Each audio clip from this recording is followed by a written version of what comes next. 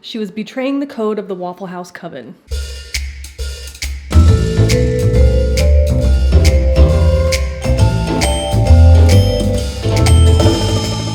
Hi guys, welcome back to another episode of Crue Trime. Crue Trime. If you are new here, hi. My name is Sarah, and what I do here is tell you a terrible story to ruin your day. And put on my makeup at the same time. So if that sounds like fun to you, weirdo, you're in the right place. So make sure that you subscribe to this channel and turn on all the notifications so that way you will never miss one of my terrible stories. So imagine it. You're a broke waitress, working double shifts for tips and just praying that the rent fairy shows up. And then, bam, somebody hands you a lottery ticket. Like literally. Like literally a lottery ticket. Today's story is a real Southern fried mess of greed, courtroom drama, betrayal, and IRS vengeance. So let's dive right in. This is the story of Tonda Dickerson. Born in 1969, Tonda Dickerson was raised in Grand Bay, Alabama, which is a small town just a few miles from the Gulf of Mexico and a quick 30-minute drive from Mobile. Grand Bay wasn't exactly bustling, you know. It was more like a quiet pocket of the deep south where the main attractions are like the local produce stand and church on Sunday. Now, the Dickerson family wasn't wealthy, but they were close. And Tonda was the middle child in a very tight-knit family. Her father worked construction, you know, the kind of man who believed in hard work and minding your own damn business. Her mother was a homemaker who later worked part-time in retail once the kids were a little older. As I said, Tonda had siblings, at least one brother and one sister, and they all stayed local. You know, nobody was off chasing fame or fortune. The Dickersons were Alabama through and through. Alabama! Loyal, private, you know, not the kind of people to air their dirty laundry in public. By her early 20s, Tonda had married a local guy, and together they had a son, but like many young marriages, it didn't work out. The two split up while their son was still quite little, and Tonda took primary custody. She stuck around Grand Bay to raise him close to her parents and siblings, you know, often relying on them for childcare when she had to work a double or late night shift. So by 1999, Tonda was about 30 years old and had settled into a routine that many working class single moms know all too well. Survive, save where you can, and hope you don't get sick, because who can afford health insurance? She took a job at the Waffle House on US Highway 90, working the day and evening shifts. And Waffle House, for the uninitiated, is a Southern institution.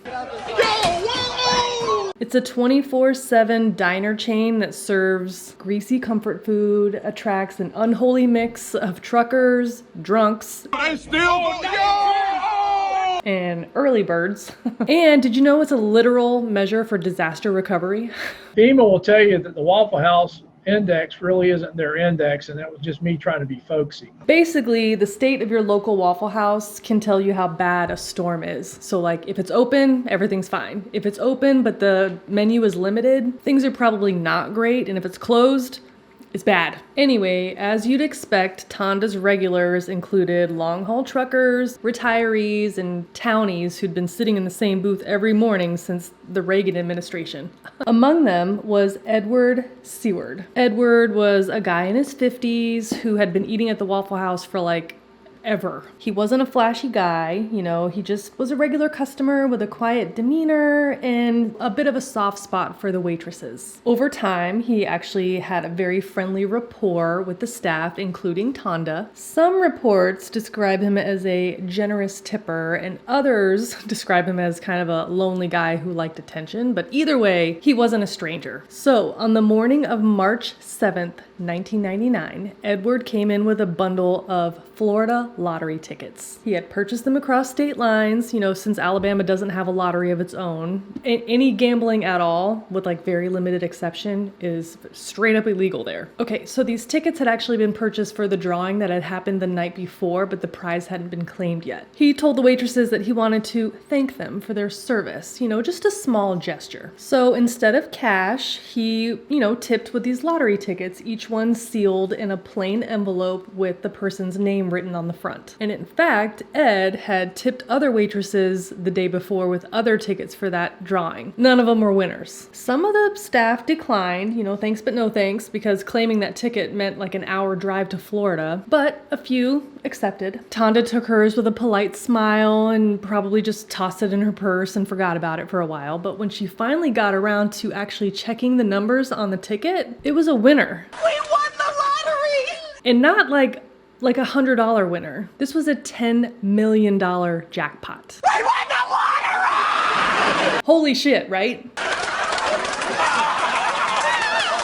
Hey, go get my shirt! And that's not just life-changing. That's like teleporting into an entirely different universe. Tonda at the Waffle House had been making about $28,000 a year with tips. Now, to put that in context, in 1999, the median household income in Alabama was around $33,000 a year, which is about like $63,000 in today money. But here's where it gets messy, and it gets there fast. So the ink was barely dry on this lottery check when the drama hit full speed, because if there's one universal truth in life, it's this. Nothing makes people lose their minds faster than sudden money that they think they're entitled to. According to Tonda's coworkers, there had been a verbal agreement amongst the Waffle House waitresses. The agreement, they said, was that any ticket handed out by a customer would be shared equally if it turned out to be a winner. To them, this wasn't just like a nice idea. This was a sacred blood pact, forged over thousands of refilled coffee cups and scattered, smothered, covered, capped hash browns. One for all for waffles. They swore that Tonda knew the deal, and by keeping the winnings to herself, she was betraying the code of the Waffle House coven. Tonda, meanwhile, was like, what pact? She denied any such knowledge of an agreement and went full no contact, no problem. She didn't just claim ignorance, she brought receipts. Legally speaking. Here's what she did. So rather than claim the ticket as an individual, Tonda consulted with an attorney, smart, and she set up a family trust and named it 9 Mill Inc. Bold name, girl. Subtlety, I guess, is for the poor. Well, she named herself and her family members, her parents, siblings, and her son as beneficiaries. And this allowed her to spread the money around to her loved ones and hopefully keep it from getting picked apart from vultures, which... LOL. We'll come back to that. So she officially claimed that $10 million Florida lottery jackpot on March 12th, 1999, choosing the annuity payout, meaning instead of taking the after-tax lump sum, she would receive a ton of money a year for the next 30 years, which totaled out to be just under or maybe just over $11 million, assuming she lives long enough to get to that 30th year. It's not like Bezos money.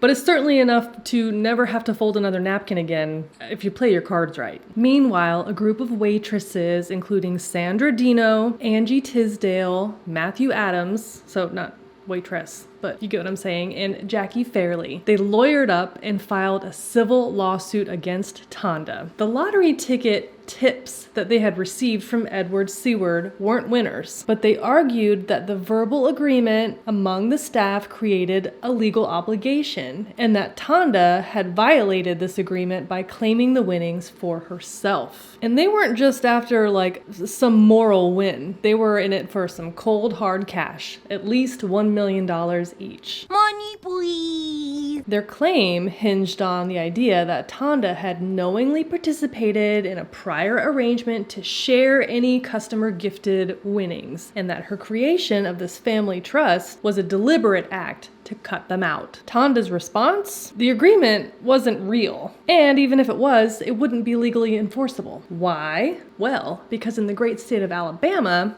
gambling contracts are considered null and void. Because under Alabama law, you can't enforce a promise based on a gambling outcome. That even if the waitresses had all pinky promised in the Waffle House bathroom to split this lottery haul, it didn't mean jack. Legally. So Tonda's legal team leaned into it hard. The case spent a pretty long time tangled up in court until finally in February of 2000, the court ruled against Tonda, and it issued an injunction to enjoin the distribution of the winnings until a declaration of rights could be made. But here's the thing, the waitresses weren't the only ones that were coming for that money. Edward, the man who, handed out the lottery tickets in the first place, like he was Willy Wonka in the Waffle House, he came forward too. He told the media that he never intended for the ticket to be a personal tip. He said his original plan was to give it to the group of waitresses to be shared, and Tonda knew that. He even reportedly tried to make her sign over the winnings or give the ticket back, once he realized she wasn't sharing. He claimed that Tonda told him she'd buy him a new truck with the winnings, and he wanted to collect. Well, his argument fell flat in court too. Once he handed over those tickets, they were gifts, and he had no ownership over anything anymore. Remember, he handed out those tickets in separate sealed envelopes with names written on the front. What the F did he mean that he intended those winnings to be shared?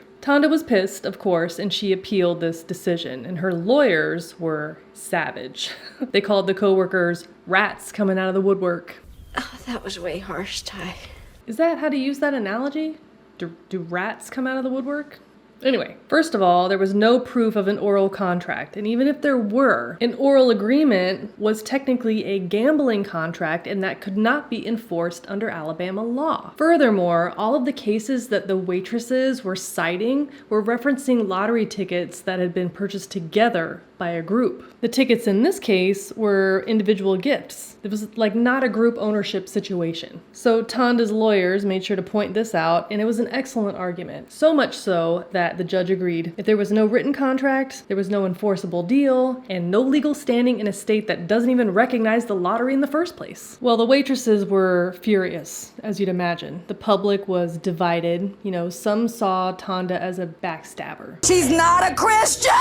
A greedy traitor who ditched her team the second money showed up. And let's just say Tonda probably didn't feel super welcome at the Grand Bay Walmart for a while. Even with this lawsuit settled and behind her, Tonda's problems were far from over. Enter the Internal Revenue Service. This is the one entity scarier than any ex-boyfriend or ex-coworker or anything. You can ghost a boyfriend, you can lawyer up against a civil suit, but the IRS, they get their money, and they do not care if you used to work a graveyard shift slinging waffles. Here's what happened. So as I mentioned before, after winning that lottery ticket in March of 1999, Tonda created this family corporation called 9 Mill Inc. She put all of the money into it with her closest family members named as beneficiaries, and the structure was supposed to help with, taxes, simplify estate planning, and make sure the money stayed in the family. She wasn't trying to dodge taxes outright, at least not in a Panama Papers kind of a way.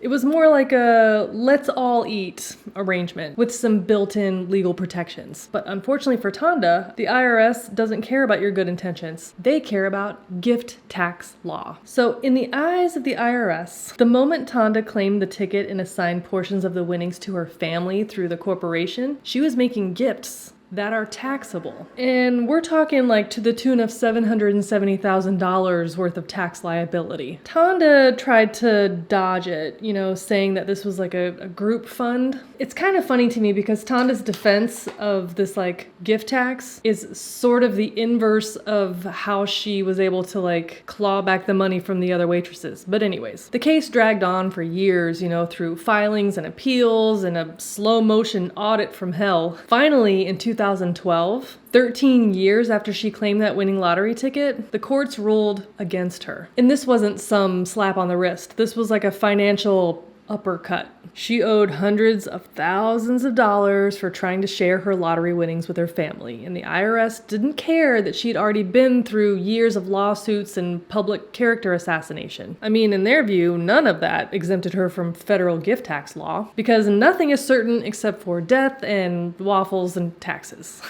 And yet, after all that, the coworkers, the courts, the chaos, Tonda still never made a public scene. She didn't do the talk show circuit, no Dateline, no Oprah. She just went quiet. She took her hits. She paid her taxes. Between that and the lawyer fees, Tonda's winnings were quickly dwindling, so she took a job as a poker dealer at a Mississippi casino to earn some extra income. I mean, we can assume she's probably doing okay today. She earns $375,000 a year, and if it started in 1999, she's got some time left. And you'd think that that's where the story would end. But no! Fast forward to April 6th, 2006. Tonda is about 36 years old. She's living in Jackson County, Mississippi, just over the Alabama border, trying to keep her head down and raise her son, live something close to a normal life. Then, out of nowhere, Stacy Martin showed up. Stacy wasn't some rando, he was her ex and the father of her child. The man she had once trusted. But by 2006, the relationship was long over and Tonda had moved on, but Stacy had not. Reports later reveal that Stacy had been obsessing over this lottery money for years. He allegedly told people that Tonda owed him a share. He was big mad about it. He said that he had been with her before the win, that he helped raise her son, but then she cut him out of everything. Delusions marinated in entitlement.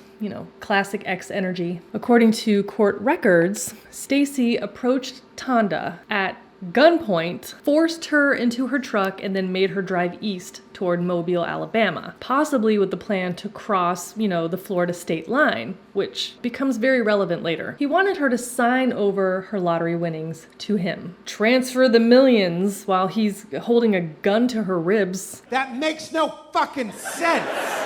It was a terrifying and surreal scene, but Tonda stayed calm. They drove on Highway 90 into Jackson County, where he took her to a boat launch at the Bayou Heron, which is a very isolated area. As this was going on, Tonda's cell phone was ringing and ringing and ringing, and, he's threatening to murder her.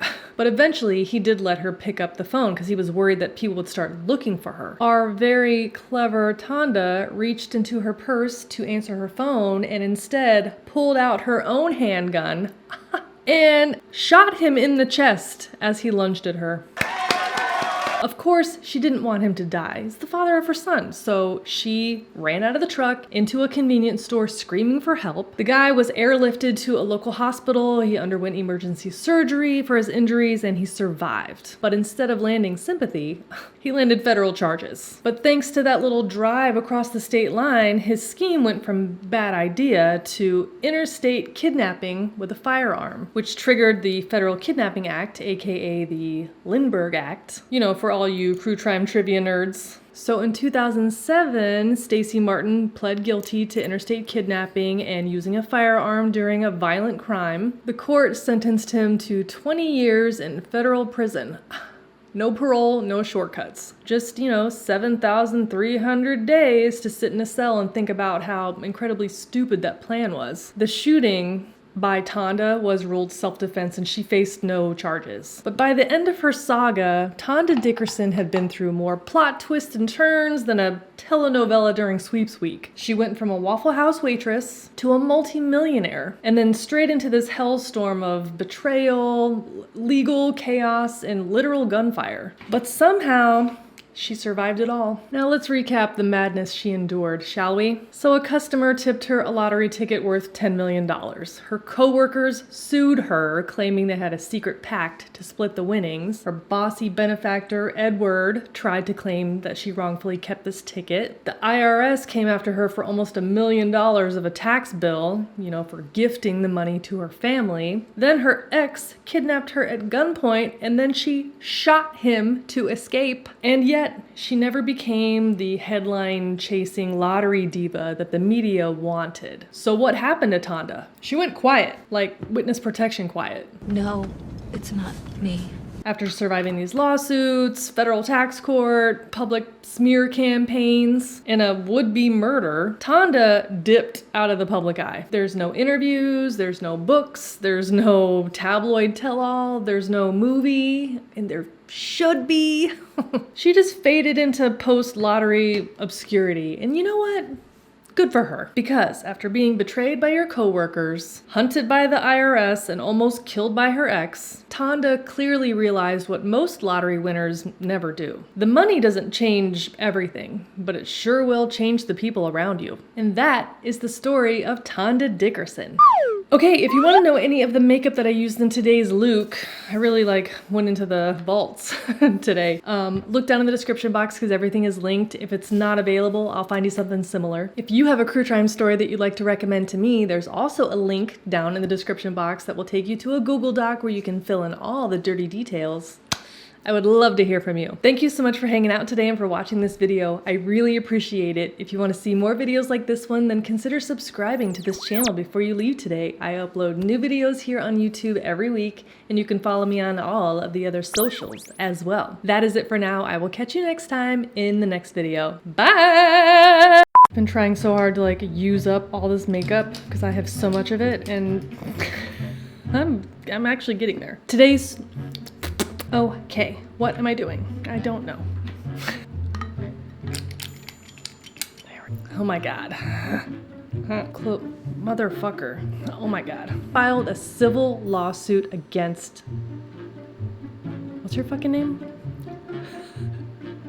Tonda.